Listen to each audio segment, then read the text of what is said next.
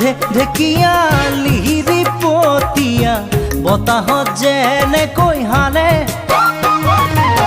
ঢোলৰে চাপৰ তোৰে লাহি কঁকাল দুচেও তিনি চেওকৈ ভাগে তোৰ দৰে নাচনি দেখি শ্ৰীকৃষ্ণই বাঁহী বজাইছিলে চাগে মোৰ মইনা ঐ বাঁহী বজাইছিলে চাগে পৰ্বতৰ ঢেকিয়া লিহিৰি পতিয়া বতাহত যেনেকৈ হালে ঢোলৰে চাপ